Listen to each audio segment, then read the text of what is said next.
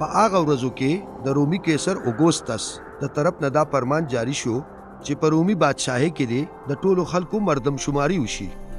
دا ړومبی مردم شماري وه چې د شام د گورنر کیرینیس په وخت کې وشوه. د دې دپاره هر یو کس خپلې خاریې ته د مردم شمارۍ دپاره لاړو.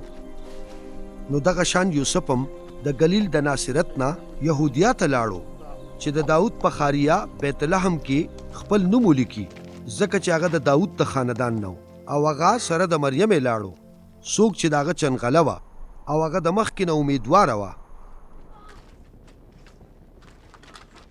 او کله چې هغې لا هلته کیو نو د هغې د ماشوم د پیدا کېدو ورځې پوره شوې.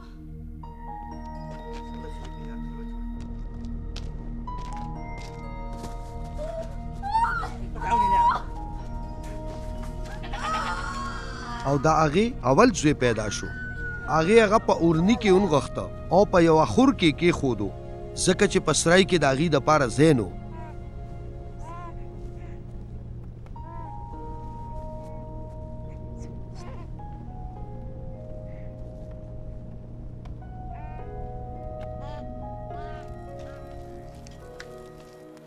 هم په دغه علاقه کې څه شپونکي وو چې په پټو کې د شپې د خپلو رمو څوکیداري کوله چې ناګهانه د مالک خدای فرښته د هغې په وړاندې را څرګنده شوه او د مالک خدای نور د هغې چار چاپېره خور شو او هغې یرې واخیستل.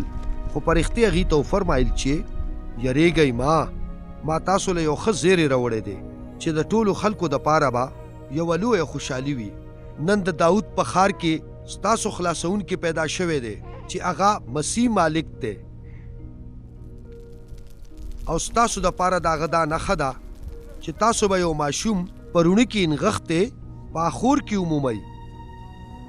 ناګهانه د هغې فرښتې سره د آسماني لښکر یوه ډله را څرګنده شوه او د خدای پاک دا سنه یې وویله چې د خدای پاک هم دې وي په اسمان کې او په ځمکه دې د هغه خلکو دپاره خیر او سلامتي وي د چا نه چې هغه رضا دی. کله چې فرښتې د هغه ځایه اسمان طرف ته رخصت شوې نو شپونکو یو تر بله وویل ځئ چې اوس سمدستي بیت لحم ته لاړ شو او دا شوی کار ووینو کوم چې مالک خدای موږ ته څرګند کړی دی. هغې په منډه لاړل او د مریم او یوسف پته یې ولګوله او هغه ماشوم یې په اخور کې پروت ومونتو. کله چې هغې هغه ماشوم ولیده نو زر یې دا خبره خوره کړه څه چې دوی ته د هغه په هکله ویلي شوي وو، او د دې شپونکو خبره چې چا واورېده ټول حق حیران شول. خو مریم په دې ټولو واقعو سوچ کولو او په زړه کې یې ساتلې. خو شپونکو په واپس تلو کې د خدای پاک ثنا صفت بیانولو، ځکه چې بالکل هر څه یې هغه شان ولیدل او واورېدل لکه څنګه چې فرښتې ورته فرمایلي وو. اتر ورځې پس هغه سنت شو او د هغه نوم یې عیسی کېښودو. دا هغه نوم و چې د هغه د مور په ګېډه کېدو نه مخکې فرښتې په هغه ایښودی و.